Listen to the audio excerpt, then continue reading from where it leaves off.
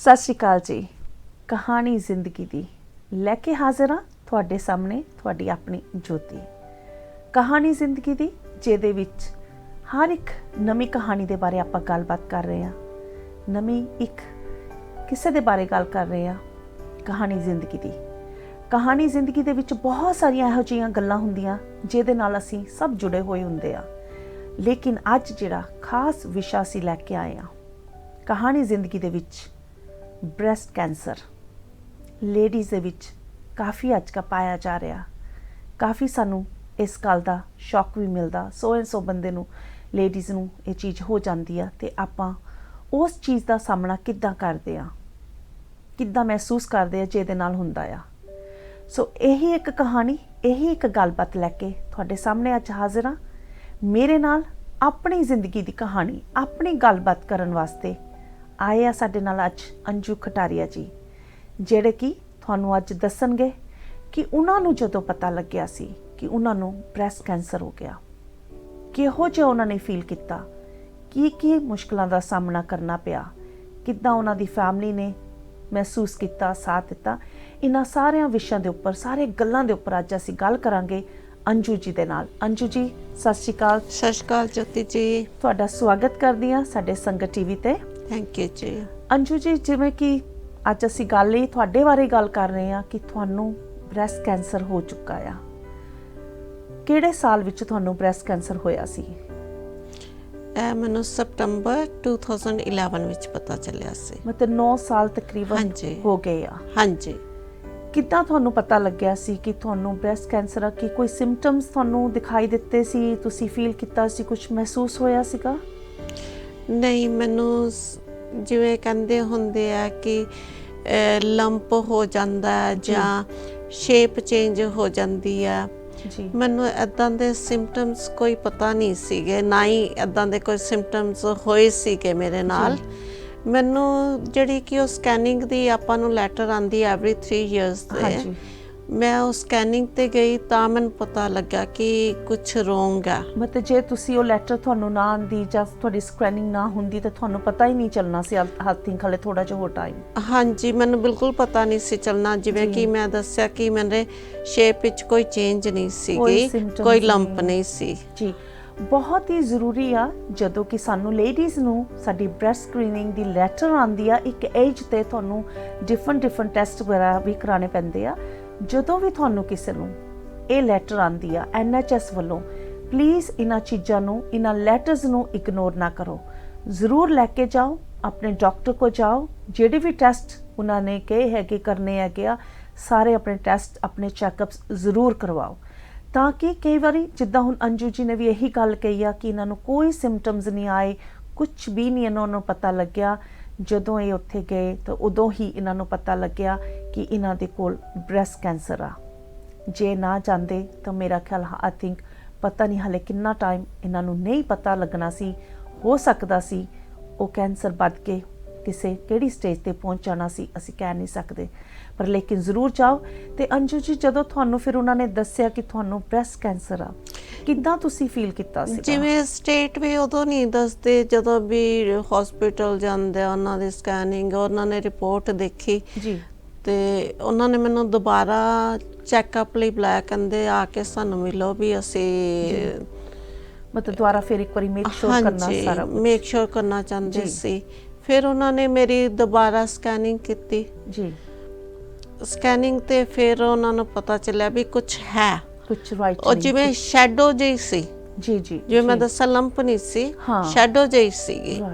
ਸੋ shadow ਤੋਂ ਉਹਨਾਂ ਨੇ ਮੈਨੂੰ ਦੱਸਿਆ ਕਿ ਮੈਨੂੰ ਕੈਂਸਰ ਹੈ। ਤੇ ਜਦੋਂ ਤੁਹਾਨੂੰ ਉਹਨਾਂ ਨੇ ਦੱਸਿਆ, ਤੁਹਾਨੂੰ ਇਹ ਚੀਜ਼ ਪਤਾ ਲੱਗੀ ਵੀ ਹਾਂ ਤੁਹਾਨੂੰ ਬ੍ਰੈਸਟ ਕੈਂਸਰ ਹੈ, ਕਿੱਦਾਂ ਤੁਸੀਂ ਮਹਿਸੂਸ ਕੀਤਾ ਸੀਗਾ? ਨੈਚੁਰਲੀ ਸ਼ੌਕ ਤਾਂ ਮੈਨੂੰ ਬਹੁਤ ਲੱਗਿਆ ਕਿ ਇੱਕ ਲੇਡੀ ਦੀ ਬਿਊਟੀ ਹੁੰਦੀ ਆ। ਬਿਲਕੁਲ ਬਿਲਕੁਲ, ਸਾਡੀ ਫਿਗਰ, ਸਾਡੀ ਸਾਰਾ ਬਿਲਕੁਲ ਸਭ ਤੋਂ ਜ਼ਿਆਦਾ ਵੱਡਾ ਸ਼ੌਕ ਹੁੰਦਾ ਹੈ ਹਨਾ। ਸ਼ਾਇਦ ਕਿਤੇ ਹੋਰ ਹੁੰਦਾ ਤੇ ਨਾ ਸ਼ੌਕ ਨਾ ਹੁੰਦਾ ਮੈਨੂੰ ਕੁਛ ਨਾ। ਤੇ ਜਦੋਂ ਫਿਰ ਤੁਸੀਂ ਆਪਣੀ ਫੈਮਿਲੀ ਨੂੰ ਦੱਸਿਆ, ਆਪਣੇ ਪਰਿਵਾਰ ਨੂੰ, ਬੱਚਿਆਂ ਨੂੰ, ਉਹਨਾਂ ਦਾ ਕੀ ਰਿਐਕਸ਼ਨ ਸੀ ਇਸ ਗੱਲ ਬਾਰੇ?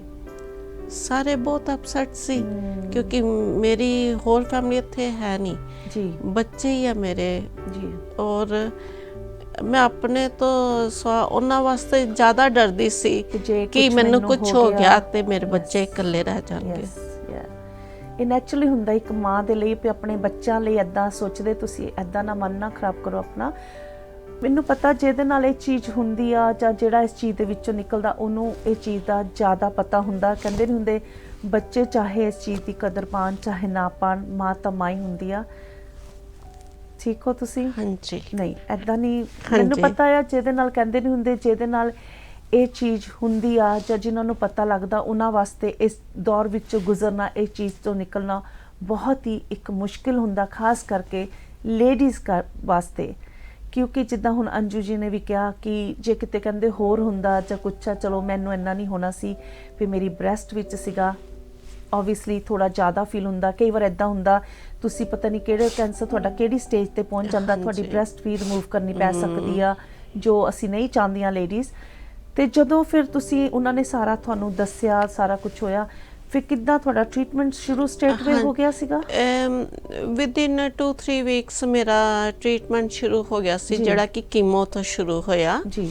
ਔਰ ਕੀਮੋ ਵਿੱਚ ਜਿਵੇਂ ਤੁਹਾਨੂੰ ਡ੍ਰਿਪ ਲਾਈ ਜਾਂਦੀ ਆ, ਔਰ ਡ੍ਰਿਪ ਤੋਂ ਪਹਿਲੇ ਤੁਹਾਨੂੰ ਦੱਸਿਆ ਜਾਂਦਾ ਕਿ ਤੁਸੀਂ 2-3 ਦਿਨ ਪਹਿਲੇ ਸਟੀਰੋਇਡ ਸ਼ੁਰੂ ਕਰਨੇ ਖਾਣੇ। ਔਰ ਇਹ ਵੀ ਦੱਸਦੇ ਕਿ ਸਟੀਰੋਇਡ ਨਾਲ ਤੁਹਾਡਾ weight gain ਹੋਏਗਾ, ਵਧੇਗਾ। ਹਾਂਜੀ। ਔਰ ਜਦੋਂ ਕੀਮੋ ਕਰਦੇ ਆ ਉਹ ਦੱਸਦੇ ਆ ਕਿ ਤੁਹਾਡੇ ਹੇਅਰ ਵੀ ਚਲੇ ਜਾਣਗੇ। ਰਾਈਟ।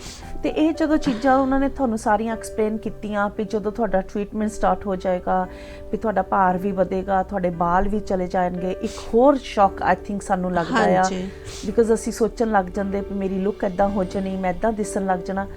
ਤੁਹਾਨੂੰ ਇਸ ਚੀਜ਼ ਦਾ ਵੀ ਫਰਕ ਪਿਆ ਸੀਗਾ? ਹਾਂਜੀ, ਫਰਕ ਤਾਂ ਨੈਚੁਰਲੀ ਪੈਂਦਾ ਕਿਉਂਕਿ ਵਾਲ ਵੀ ਚਲੇ ਗਏ, ਆਈਬ੍ਰੋ ਵੀ ਚਲੇ ਗਏ। ਅੱਛਾ ਜੀ। ਨੇਲਸ ਵੀ ਚਲੇ ਗਏ ਸਾਰਾ। ਹਾਂਜੀ, ਨੇਲਸ ਵੀ ਚਲੇ ਗਏ ਸੀਗੇ। ਪਰ ਮੈਂ ਹਿੰਮਤ ਨਹੀਂ ਹਾਰੀ ਕਿਉਂਕਿ ਪਤਾ ਸੀਗਾ ਕਿ ਆਪਣੀ ਲੜਾਈ ਮੈਨੂੰ ਆਪੇ ਹੀ ਕਰਨੀ ਪੈਣੀ ਆ। ਯੈਸ, ਬਿਕਾਜ਼ ਕੋਈ ਚੀਜ਼ਾਂ ਇੱਦਾਂ ਹੁੰਦੀਆਂ ਅਸੀਂ ਚਾਹ ਕੇ ਵੀ ਇੱਕ ਦੂਸਰੇ ਦਾ ਸਾਥ ਨਹੀਂ ਦੇ ਸਕਦੇ ਹੈਗੇ।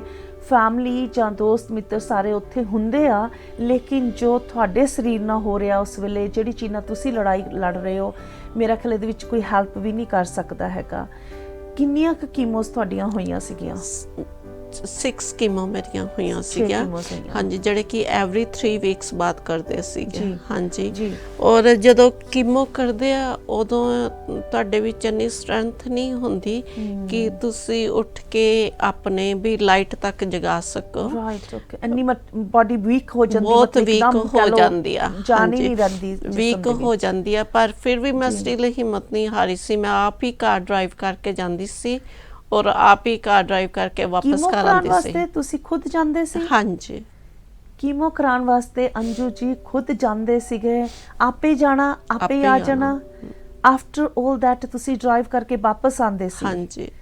ਤੇ ਤੁਹਾਨੂੰ ਲੱਗਦਾ ਨਹੀਂ ਸੀ ਵੀ ਤੁਹਾਡੇ ਨਾਲ ਕੋਈ ਹੋਣਾ ਚਾਹੀਦਾ ਆ? ਮੇਰੇ ਕੋਲ ਪਤਾ ਨਹੀਂ ਵਾਪਸ ਗੱਡੀ ਚੱਲੇਗੀ ਨਹੀਂ ਚੱਲੇਗੀ, ਕੀ ਹੋਏਗਾ? ਉਹੀ ਮੈਂ ਜਿਵੇਂ ਦੱਸਿਆ ਕਿ ਫੈਮਿਲੀ ਤਾਂ ਮੇਰੀ ਹੈ ਨਹੀਂ ਸੀਗੇ ਜੀ। ਸਾਰੇ ਅੱਜ ਕੱਲ ਬੱਚੇ ਕੋਲ ਤਾਂ ਰਹਿੰਦੇ ਨਹੀਂ ਆ ਵੀ ਜਿਹੜੇ ਮੇਰੇ ਕੋਲ ਆ ਕੇ ਬੈਠ ਸਕਦੇ। ਕੋਈ ਬੱਚ ਕੇ ਨਹੀਂ ਰਹਿਣਾ ਚਾਹੁੰਦਾ ਹੈਗਾ, ਬੱਚਿਆਂ ਦਾ ਆਪਣਾ ਲਾਈਫ ਸਟਾਈਲ ਆ। ਕੋਈ ਗੱਲ ਆ ਜਾਂਦੀ ਆ, ਕਹਿੰਦੇ ਨਹੀਂ ਬੱਚੇ ਪਿਆਰ ਤਾਂ ਬਹੁਤ ਕਰਦੇ ਆ ਪਰ ਕੰਮਾਂ ਕਾਰਾਂ ਨੂੰ ਛੱਡ ਕੇ ਨਹੀਂ ਬੈਠ ਸਕਦੇ। ਲੱਗੀ ਸੀ ਵੀ ਅੱਜ ਕੱਲ ਲਾਈਫ ਸਟਾਈਲ ਇਦਾਂ ਦਾ ਸਭ ਦਾ ਵੀ ਅਸੀਂ ਇੰਨੀ ਵਾਰੀ ਛੁੱਟੀਆਂ ਵੀ ਨਹੀਂ ਲੈ ਸਕਦੇ, ਕਰ ਸਕਦੇ। ਸੋ ਉਹ ਜਿਹੜੀ ਹਿੰਮਤ ਤੁਸੀਂ ਰੱਖੀ ਹੈਗੀ ਆ, I salute to that, because chemo ਕਰਾਉਣ ਜਾਣਾ, ਫਿਰ ਤੁਸੀਂ ਆਪੇ ਗੱਡੀ ਚਲਾ ਕੇ ਆਣੀ। ਆਈ ਥਿੰਕ ਮੈਂ ਹੁੰਦੀ ਤੁਹਾਡੀ ਜਗ੍ਹਾ ਤੇ ਮੇਰਾ ਖਿਆਲ ਮੈਂ ਵੀ ਨਹੀਂ ਉਹ ਚੀਜ਼ ਕਰ ਸਕਦੀ ਸੀ। ਬਹੁਤ ਹੀ ਤੁਸੀਂ ਇੱਕ ਲੇਡੀਜ਼ ਨੂੰ ਸਟਰੋਂਗ ਕਰ ਰਹੇ ਹੋ। ਤੁਸੀਂ ਜਿਹੜੀ ਗੱਲ ਕਹੀ ਹੈਗੀ ਆ, ਆਮ ਸ਼ੋਰ ਬਾਕੀ ਸਾਰਿਆਂ ਨੂੰ ਸੁਣ ਕੇ ਵੀ ਇੱਕ ਹਿੰਮਤ, ਇੱਕ ਤਾਕਤ ਜ਼ਰੂਰ ਅੰਜੂ ਜੀ ਕੋਲੋਂ ਇਸ ਗੱਲ ਦੀ ਮਿਲੇਗੀ ਕਿ ਹਿੰਮਤ ਨਹੀਂ ਛੱਡਣੀ ਚਾਹੀਦੀ। ਹਿੰਮਤ ਛੱਡ ਦਿੰਦੇ ਮੇਰਾ ਖਿਆਲ ਉਹਦੇ ਨਾਲ ਸਾਡਾ ਹੋਰ ਵੀ ਅਸੀਂ ਮੈਂਟਲੀ ਵੀ ਡਿਸਟਰਬ ਹੋ ਜਾਂਦੇ ਆ ਸਾਰੀ ਤਰ੍ਹਾਂ। ਤੇ ਜਦੋਂ ਤੁਸੀਂ ਕੀਮੋਸ ਵਗੈਰਾ ਕਰਾ ਰਹੇ ਸੀ, ਕੀ ਖਾਣ ਪੀਣ ਦਾ ਤੁਹਾਡਾ ਕਿੱਦਾਂ ਸੀ ਪੈਟਰਨ? ਕੋਈ ਉਹ ਵੀ ਚੇਂਜ ਹੋਇਆ? ਹਾਂਜੀ, ਕਿਉਂਕਿ ਤੁਹਾਡਾ ਸਾਰਾ ਟੇਸਟ ਚਲਾ ਜਾਂਦਾ ਵਾ ਜੀ। ਤੁਹਾਨੂੰ ਇਹ ਨਹੀਂ ਪਤਾ ਲੱਗਦਾ ਕਿ ਸਬਜ਼ੀ 'ਚ ਲੂਣ ਹੈਗਾ ਕਿ ਨਹੀਂ ਹੈਗਾ। ਬਿਲਕੁਲ ਨਹੀਂ ਪਤਾ ਹੁੰਦਾ। ਟੇਸਟ ਐਵਰੀਥਿੰਗ ਟੇਸਟਲੈਸ ਲੱਗਦੀ ਆ। ਔਰ ਮੈਨੂੰ ਉਦੋਂ ਸਿਰਫ ਇੱਕ ਸਵਾਦ ਆਉਂਦਾ ਸੀ ਤੇ ਸਿਰਫ ਮਿੱਠੇ ਦਾ ਸਵਾਦ ਮੈਂ ਦੇਖ ਸਕਦੀ ਸੀ ਜੋ ਕਿ ਮਹਿਸੂਸ ਹੁੰਦਾ ਉਹ ਸੀ ਤੁਹਾਨੂੰ। ਮੈਨੂੰ ਪਤਾ ਲੱਗ ਜਾਂਦਾ ਸੀ ਕਿ ਇਹ ਮਿੱਠਾ, ਬਾਕੀ ਨਮਕੀਨ ਮੈਨੂੰ ਸਾਰਾ ਕੁਝ ਫਿੱਕਾ ਹੀ ਲੱਗਦਾ ਸੀਗਾ। ਉਹਦਾ ਮੈਨੂੰ ਕੋਈ ਟੇਸਟ ਨਹੀਂ ਪਤਾ ਲੱਗਦਾ ਸੀਗਾ। ਸੋ ਮੈਂ ਜਿਸ ਦਿਨ ਕੀਮੋ ਕਰਾਉਣ ਜਾਣੀ, ਮੈਂ ਆਪਣੇ ਲਈ ਮਿੱਠੇ ਚਾਵਲ ਬਣਾ ਜਾਣ, ਤੇ ਮੈਂ ਆ ਕੇ ਉਹ ਖਾਣੇ ਹੈਗੇ ਆ। ਯੈਸ ਯਾ। ਤੇ ਜਿੱਦਾਂ ਤੁਸੀਂ ਕਿਹਾ ਵੀ ਤੁਹਾਨੂੰ ਟੇਸਟ ਤੁਹਾਡਾ ਚੱਲ ਗਿਆ ਸੀ, ਤੁਸੀਂ ਸਿਰਫ ਤੁਹਾਨੂੰ ਮਿੱਠੀਆਂ ਚੀਜ਼ਾਂ ਹੀ ਚੰਗੀਆਂ ਲੱਗਦੀਆਂ ਸੀ। ਕਦੀ ਤੁਸੀਂ ਜਿੱਦਾਂ ਅੱਜ ਕੱਲ੍ਹ ਇੰਨਾ ਐਡਵਾਂਸ ਹੁਣ ਸਾਰਾ ਕੁਝ ਚੱਲ ਰਿਹਾ, ਤੁਸੀਂ ਵੈਸੇ ਸਰਚ ਵਗੈਰਾ ਕੀਤੀ ਸੀ ਵੀ ਕਿਹੜੀਆਂ ਚੀਜ਼ਾਂ ਤੁਹਾਡੇ ਲਈ ਗੁੱਡ ਆ ਖਾਣ ਵਾਸਤੇ? ਜਿੱਦਾਂ ਹੁਣ ਡਿਊਰਿੰਗ ਯੋਰ ਬ੍ਰੈਸਟ ਕੈਂਸਰ ਕੀ ਤੁਹਾਡੇ ਲਈ ਗੁੱਡ ਹੈਗਾ, ਕਿਹੜੀਆਂ ਚੀਜ਼ਾਂ? ਕਈ ਵਾਰ ਕੋਈ ਫਰੂਟ ਹੀ ਇੱਦਾਂ ਦਾ ਹੁੰਦਾ, ਕੋਈ ਚੀਜ਼ ਇੱਦਾਂ ਦੀ ਹੁੰਦੀ ਆ ਵੀ ਤੁਸੀਂ ਜ਼ਿਆਦਾ ਖਾਓ, ਕੀ ਤੁਸੀਂ ਵੀ ਇੱਦਾਂ ਦਾ ਕੁਝ ਖਾਧਾ ਸੀ? ਹਾਂ, ਜਿਵੇਂ ਕਹਿੰਦੇ ਆ ਕਿ ਗ੍ਰੀਨ ਵੈਜੀਟੇਬਲਸ ਖਾਓ ਤੁਸੀਂ ਜੀ, ਐਂਡ ਵੀ ਤੁਸੀਂ ਮੀਟ ਵਗੈਰਾ ਤੋਂ ਪਰਹੇਜ਼ ਕਰੋ। ਅੱਛਾ, ਉਹ ਨਹੀਂ ਕਿਉਂਕਿ ਖਾਣਾ ਕਹਿੰਦੇ ਆ ਡਾਕਟਰ ਨਹੀਂ ਮਨਾ ਕਰਦੇ ਤੁਹਾਨੂੰ। ਜੀ ਜੀ, ਅੱਜ ਕੱਲ ਡਾਕਟਰ ਨਹੀਂ ਮਨਾ ਕਰਦੇ, ਉਹ ਕਹਿੰਦੇ ਜੋ ਤੁਹਾਡਾ ਦਿਲ ਕਰਦਾ ਤੁਸੀਂ ਉਹ ਖਾਓ। ਮਤਲਬ ਕਿਸੇ ਗੱਲ ਨੂੰ ਰੋਕਦੇ ਨਹੀਂ, ਉਹ ਨਹੀਂ ਰੋਕਦੇ, ਉਹ ਤੁਹਾਨੂੰ ਕੋਈ ਡਾਈਟ ਨਹੀਂ ਦੱਸਦੇ, ਪਲਾਨ ਕੁਛ ਏਦਾਂ ਨਹੀਂ, ਉਹ ਨਹੀਂ ਦੱਸਦੇ। ਪਰ ਉੱਦਾਂ ਮੈਂ ਪੜ੍ਹ ਕੇ ਦੇਖਿਆ ਸੀ, ਕਹਿੰਦੇ ਕਿ ਮੀਟ ਨਾ ਖਾਓ, ਦੁੱਧ ਵਾਲੀਆਂ ਚੀਜ਼ਾਂ ਘੱਟ ਖਾਓ। ਅੱਛਾ ਜੀ। ਵੀ ਗ੍ਰੀਨ ਵੈਜੀਟੇਬਲ ਖਾਓ, ਸੈਲਡਸ ਖਾਓ, ਤੁਸੀਂ ਦਾਲਾਂ ਖਾਓ ਆਪਣੀ। ਹਾਂਜੀ, ਮਤਲਬ ਬੇਸਿਕਲੀ ਸਾਰਾ ਕੁਝ ਵੈਜੀਟੇਰੀਅਨ ਹੋ ਗਿਆ, ਹੈਲਥੀ ਫੂਡ, ਹੈਲਥੀ ਚੀਜ਼ਾਂ ਜਿਹੜੀਆਂ ਤੁਸੀਂ ਉਹ ਸਾਰੀਆਂ ਖਾਓ ਤੇ ਉਹਦੇ ਨਾਲ। ਤੇ ਤੁਹਾਡੀਆਂ 6 ਕੀਮੋ ਹੋਈਆਂ। ਹਾਂਜੀ। ਕੀ ਤੁਸੀਂ ਇਸ ਸਟੇਜ ਤੇ ਵੀ ਪਹੁੰਚੇ ਸੀ ਜਾਂ ਤੁਹਾਨੂੰ ਡਾਕਟਰਸ ਨੇ, ਤੁਹਾਡੇ ਸਰਜਨ ਨੇ ਕਿਹਾ ਸੀਗਾ ਵੀ ਤੁਹਾਡੀ ਬ੍ਰੈਸਟ ਜਿਹੜੀ ਹੈਗੀ ਰਿਮੂਵ ਕਰਨੀ ਪੈ ਸਕਦੀ ਆ? ਕੋਈ ਐਦਾਂ ਦੀ ਵੀ ਤੁਹਾਡੇ ਸਾਹਮਣੇ ਚੀਜ਼ ਆਈ ਸੀ ਜਿੱਥੇ ਤੁਹਾਨੂੰ ਕੋਈ ਡਿਸੀਜਨ ਲੈਣਾ ਪਿਆ ਸੀਗਾ? ਹਾਂਜੀ, ਕਿਉਂਕਿ ਉਹ ਕਹਿੰਦੇ ਰਿਮੂਵ ਕੀਤੇ ਬਿਨਾ ਕੁਝ ਕਰ ਨਹੀਂ ਸਕਦੇ। ਅੱਛਾ ਜੀ। ਵੀ ਰਿਮੂਵ ਕਰਨੀ ਪਏਗੀ। ਮੈਂ ਕਿਹਾ ਮੈਂ ਨਹੀਂ ਕਰਾਉਣੀ। ਕਹਿੰਦੇ ਕਿ ਨਹੀਂ, ਚੋਇਸ ਸਹੀ ਆ, ਹੋਰ ਕੋਈ ਚੋਇਸ ਨਹੀਂ ਸੀ। ਰਾਈਟ। ਤੇ ਫਿਰ ਤੁਸੀਂ ਰਿਮੂਵ ਕਰਾਈ ਆਪਣੀ? ਹਾਂਜੀ, ਪਰ ਅੱਜ ਕੱਲ ਇੰਨਾ ਐਡਵਾਂਸ ਹੈ ਕਿ ਜਦੋਂ ਆਪਰੇਸ਼ਨ ਕਰਦੇ ਨਾਲੋਂ ਨਾਲ ਤੁਸੀਂ ਰੀਕਨਸਟਰਕਟ ਕਰ ਦਿੰਦੇ ਆ। ਅੱਛਾ, ਉਸੇ ਡਿਊਰਿੰਗ ਸਰਜਰੀ? ਉਸੇ ਸਰਜਰੀ ਦੇ ਵਿੱਚ ਮੈਂ ਉਹਨਾਂ ਨੂੰ ਕਿਹਾ ਮੈਂ ਤਾਂ ਕਰਾਂਗੀ ਜੇ ਤੁਸੀਂ ਮੇਰੀ ਉਸੇ ਵਕਤ ਮੈਨੂੰ ਬਣਾ ਕੇ ਮਤਲਬ ਤੁਸੀਂ ਉਹ ਚੀਜ਼ ਫੀਲ ਨਹੀਂ ਕਰਨਾ ਚਾਹੁੰਦੇ ਸੀ ਕਿ ਹੁਣ ਮੇਰੀ ਬਾਡੀ ਦਾ ਕਹਿ ਲਓ ਇੱਕ ਅੰਗ ਜਾਂ ਇੱਕ ਪਾਰਟ ਹੁਣ ਮੇਰੇ ਨਾਲ ਮੇਰਾ ਹਿੱਸਾ ਚਲੇ ਗਿਆ ਆ। ਹਾਂਜੀ। ਸੋ ਉਹਨਾਂ ਨੇ ਇਸ ਚੀਜ਼ ਨੂੰ ਧਿਆਨ 'ਚ ਰੱਖਿਆ ਤੇ ਜਦੋਂ ਤੁਹਾਡੀ ਸਰਜਰੀ ਹੋਈ ਨਾਲ ਹੀ ਫਿਰ ਉਹਨਾਂ ਨੇ ਉਹੀ ਗੱਲ ਆ ਜਾਂਦੀ ਨਾ, ਡਾਕਟਰ ਤੇ ਡਿਪੈਂਡ ਕਰਦਾ। ਮੇਰੇ ਜਿਹੜੇ ਡਾਕਟਰ ਮੈਨੂੰ ਮਿਲੇ ਵੈਰੀ ਵੈਰੀ ਨਾਈਸ, ਮੈਂ ਸਮਝ ਨਹੀਂ ਆਉਂਦੀ ਕਿ ਮੈਂ ਉਹਨਾਂ ਦਾ ਥੈਂਕ ਯੂ ਕਿਵੇਂ ਕਰਾਂ। ਕਿਉਂਕਿ ਬਹੁਤ ਜ਼ਰੂਰੀ ਹੁੰਦਾ ਜੇ ਡਾਕਟਰ ਐਂਡ ਪੇਸ਼ੈਂਟ ਦਾ ਇੱਕ ਰਿਸ਼ਤਾ ਸੋਹਣਾ ਬਣ ਜਾਵੇ। ਮੇਰਾ ਖਿਆਲ ਦੋਨੇ ਜਾਣੇ ਇੱਕ ਦੂਸਰੇ ਨੂੰ ਚੰਗੀ ਤਰ੍ਹਾਂ ਸਮਝ ਸਕਦੇ ਆ, ਉਹ ਉਹਨਾਂ ਦੀਆਂ ਫੀਲਿੰਗਸ ਸਮਝ ਸਕਦੇ ਆ ਤੇ ਪੇਸ਼ੈਂਟ ਆਪਣੀਆਂ ਫੀਲਿੰਗਸ ਜਾਂ ਆਪਣੀ ਮੈਂਟਲ ਸਟੇਟ ਜੋ ਵੀ ਹੁੰਦਾ ਸਮਝਾ ਸਕਦੇ। ਮੇਰਾ ਖਿਆਲ ਇਹਦੇ ਨਾਲ ਵੀ ਸਾਨੂੰ ਇੱਕ ਦੂਸਰੇ ਨੂੰ ਬਹੁਤ ਹੈਲਪ ਮਿਲਦੀ ਹੈਗੀ ਆ। ਫੈਮਿਲੀ ਸਪੋਰਟ ਤੁਹਾਨੂੰ ਕਿੱਦਾਂ ਰਹੀ ਸੀ ਜਦੋਂ ਤੁਸੀਂ ਆਹ ਸਾਰੀਆਂ ਚੀਜ਼ਾਂ ਵਿੱਚੋਂ ਗੁਜ਼ਰ ਰਹੇ ਸੀ, ਨਿਕਲ ਰਹੇ ਸੀ? ਤੁਹਾਨੂੰ ਫੈਮਿਲੀ ਸਪੋਰਟ ਜਾਂ ਤੁਹਾਡੇ ਫਰੈਂਡਸ ਦੀ ਕੀ ਤੁਹਾਨੂੰ ਸਪੋਰਟ ਮਿਲੀ? ਹਾਂਜੀ, ਫੈਮਿਲੀ ਮੇਰੇ ਬੱਚੇ ਸੀਗੇ, ਉਹ ਤਾਂ ਮੈਨੂੰ ਫੁੱਲ ਸਪੋਰਟ ਕਰਦੇ ਸੀਗੇ ਕਿ ਜਿੰਨਾ ਉਹਨਾਂ ਕੋਲ ਟਾਈਮ ਹੁੰਦਾ ਸੀਗਾ। ਜੀ। ਜਦੋਂ ਫਿਰ ਮੇਰਾ ਆਪਰੇਸ਼ਨ ਹੋਇਆ, ਮੇਰੀ ਸਿਸਟਰ ਇੰਡੀਆ ਤੋਂ ਆਈ ਸੀ। ਹਾਂਜੀ। ਆਪਰੇਸ਼ਨ ਹੋਣ ਤੋਂ ਪਹਿਲੇ ਫਿਰ ਉਹ ਮੇਰੇ ਨਾਲ ਮੰਥ ਮੇਰੇ ਨਾਲ ਰਹੇ ਸੀਗੇ। ਹਾਂਜੀ, ਉਹਨਾਂ ਨੇ ਮੇਰੀ ਹੈਲਪ ਕੀਤੀ। ਜੀ। ਹਾਂਜੀ, ਮਤਲਬ ਤੁਹਾਡਾ ਖਿਆਲ ਰੱਖਦੇ ਸੀ, ਖਾਣਾ ਪੀਣਾ ਜੋ ਵੀ ਤੁਹਾਡਾ ਸਾਰਾ ਕੁਝ ਜਿੱਦਾਂ ਸੀਗਾ। ਹਾਂਜੀ। ਤੇ ਤੁਸੀਂ ਫਿਰ ਜਦੋਂ ਤੁਸੀਂ ਯੂ ਵਾਸ ਗੋਇੰਗ ਥਰੂ ਆ ਜਿਹੜੀਆਂ ਚੀਜ਼ਾਂ ਤੁਸੀਂ ਤੁਹਾਡੇ ਨਾਲ ਹੋ ਰਿਹਾ ਸੀ, ਜਿੱਦਾਂ ਹੁਣ ਕੀਮੋ ਹੋ ਰਹੀ ਸੀ, ਤੁਹਾਡਾ ਓਬਵੀਅਸਲੀ ਤੁਹਾਡਾ ਸਾਰਾ ਫਰੈਂਡ ਸਰਕਲ ਵੀ ਛੁੱਟ ਜਾਂਦਾ ਆ, ਤੁਹਾਡਾ ਲਾਈਫ ਸਟਾਈਲ ਇੱਕ ਰੁਕ ਜਾਂਦਾ ਆ। ਕਿੱਦਾਂ ਮਹਿਸੂਸ ਕਰਦੇ ਸੀ ਕਿ ਹੁਣ ਤੁਸੀਂ ਕਿਤੇ ਬਾਹਰ ਨਹੀਂ ਜਾ ਸਕਦੇ? ਉਹ ਚੀਜ਼ ਮੈਂ ਜਿਵੇਂ ਸੈਲਫ ਐਮਪਲੋਇਡ ਆ, ਮੈਂ ਜਿਵੇਂ ਦੱਸਿਆ ਕਿ ਮੈਂ ਕਦੀ ਹਿੰਮਤ ਨਹੀਂ ਹਾਰੀ ਜੀ। ਮੈਂ ਫਿਰ ਵੀ ਆਪਣੇ ਆਫਿਸ ਤੇ ਚਲ ਜਾਂਦੀ ਸੀ ਔਰ ਮੈਂ ਕੰਮ ਪੂਰਾ ਕਰਦੀ ਸੀਗੀ ਜਿਹੜਾ ਮੈਨੂੰ ਕਰਨਾ ਹੁੰਦਾ ਸੀਗਾ। ਮੈਂ ਆਪਣੇ ਆਪ ਨੂੰ ਆਪਣੇ ਘਰ ਵਿੱਚ ਬੰਦ ਕਰਕੇ ਨਹੀਂ ਰੱਖਿਆ ਜੀ। ਸ਼ਾਇਦ ਮੈਂ ਬੰਦ ਕਰ ਲੈਂਦੀ ਤੇ ਮੈਂ ਹੋਰ ਡਿਪਰੈਸਡ ਹੁੰਦੀ ਜਾਂ ਕੁਝ। ਮੈਂ ਆਪਣੀ ਜਿਹੜੀ ਮੇਰੀ ਰੈਗੂਲਰ ਰੂਟੀਨ ਸੀਗੀ ਮੈਂ ਉਦਾਂ ਹੀ ਰੱਖੀ ਕਿ ਮੈਨੂੰ ਕੁਝ ਨਹੀਂ ਹੋਇਆ। ਦੇਖੋ ਕਿੰਨੀ ਵੱਡੀ ਗੱਲ ਹੈਗੀ, ਬਿਕਾਜ਼ ਆਮ ਤੌਰ ਤੇ ਜੇ ਦੇਖਿਆ ਜਾਵੇ ਤਾਂ ਸਾਡੀਆਂ ਖਾਸ ਕਰਕੇ ਲੇਡੀਜ਼ ਬਹੁਤ ਜਲਦੀ ਅਸੀਂ ਡਿੱਗ ਜਾਂਦੇ ਆ। ਡਿੱਗ ਇੱਦਾਂ ਜਾਂਦੇ ਆ, ਅਸੀਂ ਸੋਚਣ ਲੱਗ ਪੈਂਦੇ ਆ, ਅਸੀਂ ਦੂਸਰਿਆਂ ਦਾ ਸੋਚਣ ਲੱਗ ਜਾਂਦੇ ਆ। ਜੇ ਮੈਨੂੰ ਕੁਝ ਹੋ ਗਿਆ, ਮੇਰੇ ਬੱਚਿਆਂ ਦਾ ਕੀ ਹੋਏਗਾ, ਮੇਰੀ ਫੈਮਿਲੀ ਦਾ ਕੀ ਹੋਏਗਾ, ਮੈਂ ਕਿੱਦਾਂ, ਇਹ ਚੀਜ਼ਾਂ ਨਾਲ ਵੀ ਅਸੀਂ ਮੇਰਾ ਖਿਆਲ ਡਿਪਰੈਸ ਹੋ ਜਾਂਦੇ ਆ, ਡਿਪਰੈਸ਼ਨ 'ਚ ਆ ਜਾਂਦੇ ਆ, ਸਾਡੀ ਐਂਗਜ਼ਾਇਟੀ ਵੱਧ ਜਾਂਦੀ ਆ, ਅਸੀਂ ਸਟ੍ਰੈਸ ਬਿਨਾਂ ਮਤਲਬ ਤੋਂ ਹੋ ਜਾਂਦੇ। ਲੇਕਿਨ ਤੁਸੀਂ ਜਿੱਦਾਂ ਆਪਣੇ ਆਪ ਨੂੰ ਇੰਨਾ ਵਧੀਆ ਤਰੀਕੇ ਨਾਲ ਸੰਭਾਲ ਕੇ ਰੱਖਿਆ ਹੈਗਾ ਆ, ਆਈ ਥਿੰਕ ਇਹ ਵੀ ਇੱਕ ਹੋਰ ਬਹੁਤ ਹੀ ਵੱਡਾ ਸਾਡੀਆਂ ਲੇਡੀਜ਼ ਦੇ ਵਾਸਤੇ ਇੱਕ ਉਦਾਹਰਨ ਹੈਗੀ ਆ ਕਿ ਜਿੱਦਾਂ ਅੰਜੂ ਜੀ ਨੇ ਆਪਣੇ ਆਪ ਨੂੰ ਇੰਨਾ ਮੇਨਟੇਨ, ਇੰਨਾ ਵਧੀਆ ਤਰੀਕੇ ਨਾਲ ਰੱਖਿਆ ਕਿ ਉਹਨਾਂ ਨੇ ਕਿਸੇ ਚੀਜ਼ ਦਾ ਫਰਕ ਨਹੀਂ ਪੈਣ ਦਿੱਤਾ ਆਪਣੇ ਉੱਪਰ। ਤੇ ਮੇਰਾ ਖਿਆਲ ਸਾਨੂੰ ਵੀ ਸਾਰਿਆਂ ਨੂੰ ਇਹੀ ਕਰਨਾ ਚਾਹੀਦਾ ਆ। ਤੇ ਅੰਜੂ ਜੀ, ਹੁਣ ਤੁਸੀਂ ਆਪਣੇ ਆਪ ਨੂੰ ਕਿੱਦਾਂ ਮਹਿਸੂਸ ਕਰਦੇ ਹੋ? ਹੁਣ ਮਤਲਬ ਤੁਸੀਂ ਉਹ ਚੀਜ਼ 'ਚੋਂ, ਤੁਹਾਡੀਆਂ ਕੀਮੋਸ ਹੋ ਚੁੱਕੀਆਂ, 9 ਸਾਲ ਹੋ ਚੁੱਕੇ ਜਦੋਂ ਤੁਹਾਨੂੰ ਹੋਇਆ ਸੀ, ਹੁਣ ਦੁਬਾਰਾ ਤੁਹਾਨੂੰ ਕੋਈ ਐਦਾਂ ਦੀ ਕੋਈ ਪ੍ਰੋਬਲਮਸ, ਕੁਛ ਤੁਹਾਨੂੰ ਐਦਾਂ ਕੋਈ ਸਿੰਪਟਮਸ ਤੁਹਾਨੂੰ ਫੀਲ ਹੋਇਆ ਕੁਛ ਦੁਬਾਰਾ? ਨਹੀਂ, ਮੈਂ ਹੁਣ ਬਿਲਕੁਲ ਠੀਕ ਆ। ਵੀ ਮੈਨੂੰ ਕੋਈ ਮੈਡੀਸਨ ਵੀ ਨਹੀਂ ਖਾਣੀ ਪੈਂਦੀ, ਮੈਂ ਬਿਲਕੁਲ ਠੀਕ ਆ। ਮੈਂ ਤਾਂ ਬਸ ਇਹੀ ਕਹਾਂਗੀ ਕਿ ਜੇ ਕੋਈ ਤੁਹਾਨੂੰ ਪ੍ਰੋਬਲਮ ਹੈ, ਪਲੀਜ਼ ਆਪਣੀ ਹਿੰਮਤ ਨਾ ਹਾਰੋ ਤੁਸੀਂ, ਔਰ ਆਪਣੇ ਰੈਗੂਲਰ ਤੁਸੀਂ ਚੈੱਕਅਪ ਕਰਵਾਓ। ਔਰ ਕਦੀ ਕਿਸੇ ਚੀਜ਼ ਨੂੰ ਲੁਕਾਓ ਵੀ ਨਹੀਂ। ਮੈਂ ਦੇਖਿਆ ਵਾ ਕਿ ਕਈ ਲੋਕੀ ਕੋਈ ਬਿਮਾਰੀ ਹੁੰਦੀ ਉਹ ਲੁਕਾ ਲੈਂਦੇ ਆ। ਨਹੀਂ, ਪਲੀਜ਼ ਆਪਾਂ ਨੂੰ ਗੱਲ ਕਰਨੀ ਚਾਹੀਦੀ ਹੈ। ਆਪਾਂ ਨੂੰ ਗੱਲ ਕਰਕੇ ਬਿਮਾਰੀ ਜਿਵੇਂ ਕਹਿੰਦੇ ਅੱਧੀ ਹੋ ਜਾਂਦੀ ਹੈ, ਅੱਧੀ ਹੋ ਜਾਂਦੀ। ਨਾਲ ਦੀ ਨਾਲ ਦੇਖੋ, ਕਈ ਵਾਰ ਇੱਦਾਂ ਹੁੰਦਾ, ਸਾਡੇ ਜਿਹੜੇ ਸਿਆਣੇ ਹੈਗੇ ਆ, ਸਾਡੇ ਬਜ਼ੁਰਗ ਹੈਗੇ ਆ, ਜਾਂ ਕਈ ਬੰਦੇ ਬਾਹਰ ਨਹੀਂ ਜਾ ਸਕਦੇ, ਕਈ ਇੱਦਾਂ ਦੇ ਬੰਦੇ ਚਲੋ ਨਹੀਂ ਪੜ੍ਹੇ ਲਿਖੇ ਹੈਗੇ, ਜਿਨ੍ਹਾਂ ਨੂੰ ਨਹੀਂ ਚੀਜ਼ਾਂ ਪਤਾ ਲੱਗਦੀਆਂ। ਅਸੀਂ ਆਮ ਤਾਂ ਸਾਰੇ ਜਣੇ ਅੱਜ ਕੱਲ੍ਹ ਗੂਗਲ ਸਰਚ, ਫਟਾਫਟ ਫੋਨ ਚੁੱਕੋ, ਤੁਸੀਂ ਚੀਜ਼ਾਂ ਲੱਭ ਲੈਂਦੇ।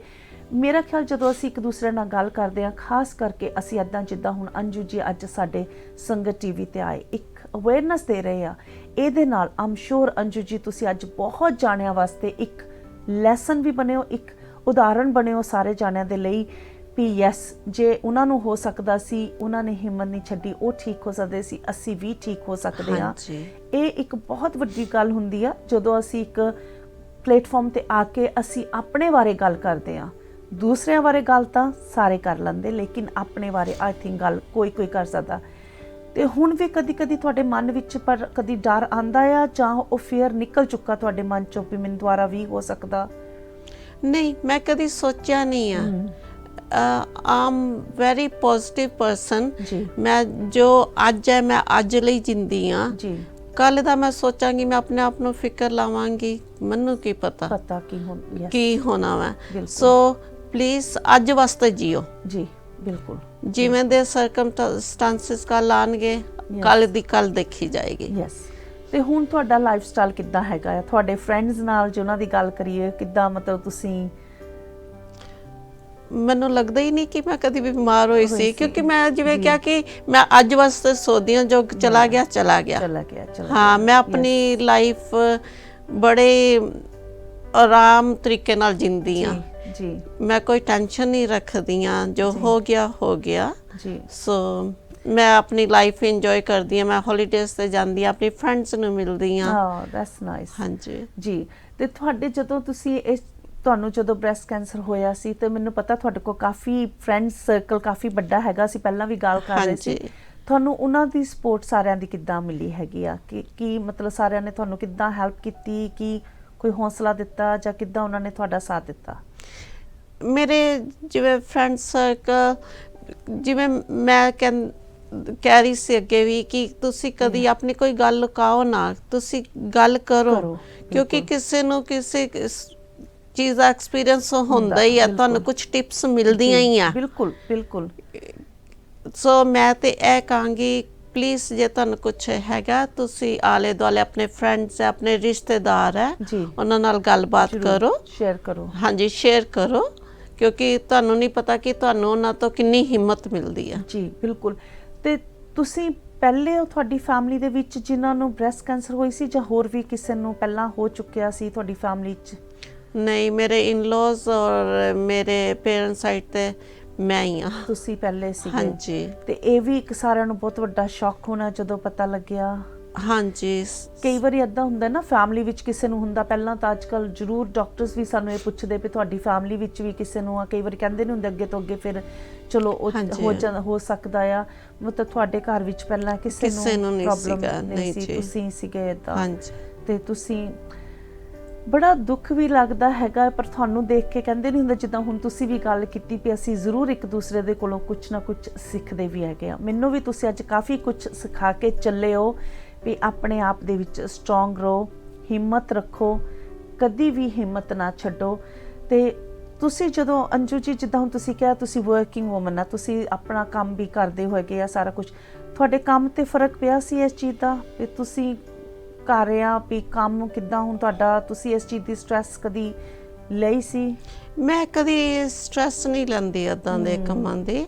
ਮੈਂ ਤੁਹਾਨੂੰ ਜਿਵੇਂ ਪਹਿਲੇ ਮੈਂਸ਼ਨ ਕੀਤਾ ਕਿ ਮੈਂ ਆਪਣੇ ਕੰਮ ਤੇ ਚਲੀ ਜਾਂਦੀ ਹੁੰਦੀ ਸੀਗੀ, ਕਿ ਮੈਂ ਕਦੀ ਨਹੀਂ ਸੋਚਿਆ ਹਾਏ ਮੈਂ ਉੱਠ ਨਹੀਂ ਸਕਦੀ, ਮੈਂ ਬਿਮਾਰ ਹਾਂ। ਨਹੀਂ, ਜੇ ਹਿੰਮਤ ਹੈ ਤੇ ਤੁਸੀਂ ਆਪਣੀ ਰੈਗੂਲਰ ਰੂਟੀਨ ਨੂੰ ਉਦਾਂ ਹੀ ਰੱਖੋ। ਜੀ ਮੈਂ ਤਾਂ ਈਵਨ ਜਦੋਂ ਮੇਰਾ ਆਪਰੇਸ਼ਨ ਹੋਇਆ, ਮੇਰੇ ਦੋਨੋਂ ਸਾਈਡ ਤੇ ਬਲੱਡ ਵਾਲੀਆਂ ਬੋਤਲਾਂ ਲਗਾਈਆਂ ਹੋਈਆਂ ਸੀਗੀਆਂ, ਕਿ ਜਿਹਦੇ ਵਿੱਚ ਮੇਰਾ 1 ਮੰਥ ਡ੍ਰਿਪ ਹੁੰਦਾ ਸੀਗਾ। ਹਾਂਜੀ, ਔਰ ਮੈਂ ਉਹ ਆਪਣੇ ਪਾਕਟ ਵਿੱਚ ਪਾਈਆਂ ਹੁੰਦੀਆਂ ਸੀ, ਔਰ ਮੈਂ ਕੰਮ ਤੇ ਜਾਂਦੀ ਸੀ। ਏਦਾਂ ਹੀ ਚੱਲ ਜਾਂਦੇ ਸੀ? ਏਦਾਂ ਹੀ ਚੱਲ ਜਾਂਦੀ ਸੀ। ਤੇ ਤੁਹਾਨੂੰ ਏਦਾਂ ਨਹੀਂ ਸੋਚ ਕੇ ਆਂਦਾ ਸੀ ਵੀ ਬਾਹਰ ਮੈਨੂੰ ਕੋਈ ਦੇਖੇਗਾ ਕਿੱਦਾਂ, ਕੌਣ ਕੀ ਕਹੇਗਾ ਜਾਂ ਕਿੱਦਾਂ? ਤੁਸੀਂ ਏਦਾਂ ਨਹੀਂ?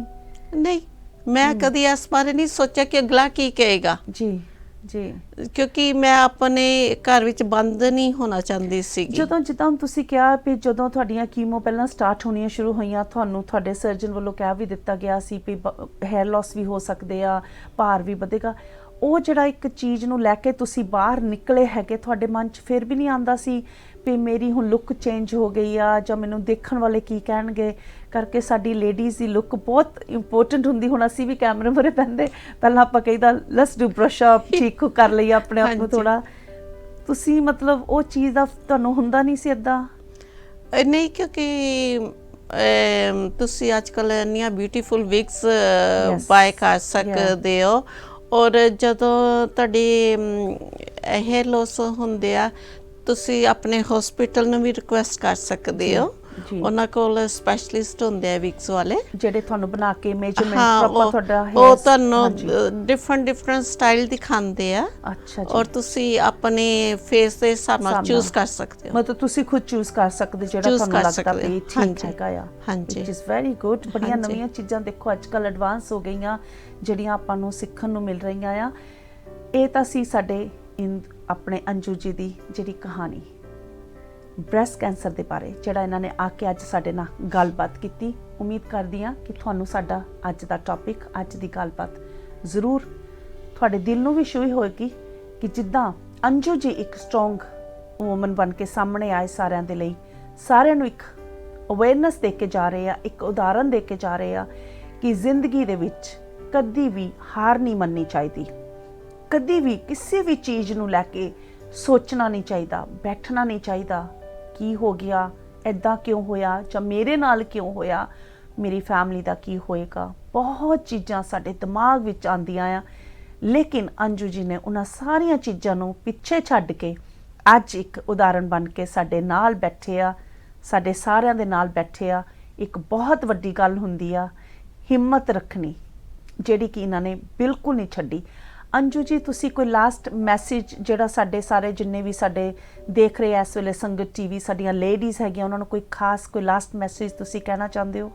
ਹਾਂਜੀ, ਮੈਂ ਇਹੀ ਕਹਾਂਗੀ ਕਿ ਅਗਰ ਤੁਹਾਡੇ ਡਾਕਟਰ ਤੋਂ ਜਾਂ ਹਸਪੀਟਲ ਤੋਂ ਤੁਹਾਨੂੰ ਕੋਈ ਵੀ ਲੈਟਰ ਆਉਂਦੀ ਹੈ, ਪਲੀਜ਼ ਤੁਸੀਂ ਆਪਣੀ ਅਪਾਇੰਟਮੈਂਟ ਮਿਸ ਨਾ ਕਰੋ ਜੀ। ਔਰ ਰੱਬ ਨਾ ਕਰੇ ਜੇ ਕੋਈ ਤਕਲੀਫ ਹੈ, ਸ਼ੇਅਰ ਕਰੋ। ਸ਼ੇਅਰ ਕਰਨ ਦੇ ਨਾਲ ਉਹ ਤਕਲੀਫ ਤੁਹਾਡੀ ਅੱਧੀ ਹੋ ਜਾਂਦੀ ਹੈ।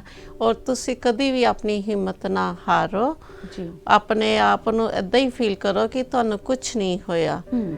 ਠੀਕ ਹੈ, ਕਈ ਵਾਰੀ ਕਹਿ ਦਿੰਦੇ, ਕਹਿਣਾ ਸੌਖਾ ਹੁੰਦਾ, ਕਰਨਾ ਮੁਸ਼ਕਿਲ ਹੁੰਦਾ। ਨਹੀਂ, ਆਪਣੀ ਲੜਾਈ ਸਾਨੂੰ ਆਪੇ ਹੀ ਲੜਨੀ ਪੈਂਦੀ ਹੈ। ਪਲੀਜ਼ ਤੁਸੀਂ ਹਰ ਹਾਲਾਤ ਵਿੱਚ ਆਪਣੀ ਹਿੰਮਤ ਕਦੀ ਵੀ ਨਾ ਹਾਰੋ ਜੀ। ਬਹੁਤ ਹੀ ਵਧੀਆ ਮੈਸੇਜ ਜਿਹੜਾ ਦਿੱਤਾ। ਮੈਂ ਉਮੀਦ ਕਰਦੀ ਹਾਂ ਕਿ ਜਿੰਨੇ ਵੀ ਸਾਡੇ ਇਸ ਵੇਲੇ ਸਾਡੇ ਸ਼ੋਅ ਨੂੰ ਦੇਖ ਰਹੇ ਆ, ਉਹਨਾਂ ਨੂੰ ਜ਼ਰੂਰ ਇੱਕ ਸਿੱਖਿਆ ਮਿਲੀ ਹੋਏਗੀ ਤੁਹਾਡੇ ਕੋਲੋਂ। ਇੱਕ ਹਿੰਮਤ ਜਿਹੜੀ ਹੈਗੀ ਅੰਜੂ ਜੀ ਅੱਜ ਸਾਨੂੰ ਦੇ ਕੇ ਜਾ ਰਹੇ ਆ, ਮੈਂ ਤਾਂ ਜ਼ਰੂਰ ਸਿੱਖਿਆ ਹੈਗਾ ਤੁਹਾਡੇ ਕੋਲੋਂ ਵੀ ਹਿੰਮਤ ਨਾ ਛੱਡੋ। ਜ਼ਿੰਦਗੀ ਵਿੱਚ ਬਹੁਤ ਚੀਜ਼ਾਂ ਹੁੰਦੀਆਂ ਆ, ਸੌਖੀ ਨਹੀਂ ਜ਼ਿੰਦਗੀ। ਕਹਾਣੀ ਜ਼ਿੰਦਗੀ ਦੀ ਬਹੁਤ ਮੁਸ਼ਕਿਲ ਆ, ਜਿਹਨੂੰ ਕਹਿੰਦੇ ਹੁੰਦੇ ਪੁੱਛ ਕੇ ਦੇਖੋ, ਉਹਨੂੰ ਹੀ ਪਤਾ ਲੱਗਦਾ ਆ। ਇਹ ਸੀ ਸਾਡੀ ਅੱਜ ਦੀ ਕਹਾਣੀ ਜ਼ਿੰਦਗੀ ਦਾ ਐਪੀਸੋਡ ਬ੍ਰੈਸਟ ਕੈਂਸਰ ਦੇ ਬਾਰੇ। ਫਿਰ ਇੱਕ ਵਾਰੀ ਤੁਹਾਡੇ ਨਾਲ ਮੁਲਾਕਾਤ ਹੋਏਗੀ ਇੱਕ ਨਵੀਂ ਕਹਾਣੀ ਲੈ ਕੇ ਤੁਹਾਡੇ ਸਾਹਮਣੇ। ਇੱਕ ਵਾਰੀ ਫਿਰ ਮੈਂ ਹਾਜ਼ਰ ਹੋਵਾਂਗੀ ਕੋਈ ਨਵੀਂ ਗੱਲਬਾਤ, ਕੋਈ ਨਵੀਂ ਕਹਾਣੀ ਲੈ ਕੇ। ਜ਼ਰੂਰ ਦੇਖਣਾ ਜ਼ਰੂਰ, ਤੇ ਸਾਨੂੰ ਦੱਸਣਾ ਵੀ ਜ਼ਰੂਰ ਕਿ ਤੁਹਾਨੂੰ ਕਹਾਣੀ ਜ਼ਿੰਦਗੀ ਦੀ ਕਿਹੋ ਜਿਹੀ ਲੱਗ ਰਹੀ ਆ। ਆਪਣੇ ਵਿਚਾਰ ਵੀ ਦਿਓ ਤਾਂ ਕਿ ਸਾਨੂੰ ਵੀ ਥੋੜਾ ਜਿਹਾ ਹੋਰ ਹਿੰਮਤ ਮਿਲੇ, ਹੌਸਲਾ ਮਿਲੇ ਕਿ ਹਾਂ ਅਸੀਂ ਤੁਹਾਡੇ ਵਾਸਤੇ ਹੋਰ ਵੀ ਚੰਗਾ ਕੰਮ ਕਰਨਾ ਆ, ਹੋਰ ਵੀ ਅਸੀਂ ਵਧੀਆ ਕਹਾਣੀਆਂ, ਅੱਛੀਆਂ ਕਹਾਣੀਆਂ ਵੀ ਹੈ, ਪੋਜ਼ਿਟਿਵ ਵੀ ਹੈ, ਨੈਗੇਟਿਵ ਤਰ੍ਹਾਂ ਦੇ। ਇਹ ਜਿਹੜੀ ਜ਼ਿੰਦਗੀ ਆ ਇਹਦੇ ਦੋ ਰੰਗ ਆ, ਗੋਰਾ ਰੰਗ ਵੀ ਦਿਸਦਾ ਆ, ਕਾਲਾ ਰੰਗ ਵੀ ਦਿਸਦਾ ਆ। ਆਪਾਂ ਹਰ ਤਰ੍ਹਾਂ ਦੇ ਰੰਗ ਇਸ ਕਹਾਣੀ ਜ਼ਿੰਦਗੀ ਦੇ ਵਿੱਚ ਲੈ ਕੇ ਆਣੇ ਆ, ਹਰ ਤਰ੍ਹਾਂ ਦੇ ਦੁੱਖ ਵੀ ਲੈ ਕੇ ਆਣੇ, ਸੁੱਖ ਵੀ ਲੈ ਕੇ ਆਣੇ ਆ। ਅਗਲੇ ਹਫਤੇ ਮੇਰੀ ਤੇ ਤੁਹਾਡੀ ਇੱਕ ਵਾਰੀ ਫੇਰ ਮੁਲਾਕਾਤ ਹੋਏਗੀ ਕਹਾਣੀ ਜ਼ਿੰਦਗੀ ਦੇ ਵਿੱਚ ਇੱਕ ਨਵੀਂ ਗੱਲਬਾਤ ਦੇ ਨਾਲ। ਮੇਰੇ ਵੱਲੋਂ ਤੁਹਾਨੂੰ ਇਸ ਵੇਲੇ ਸਾਰਿਆਂ ਨੂੰ ਸਤਿ ਸ਼੍ਰੀ ਅਕਾਲ।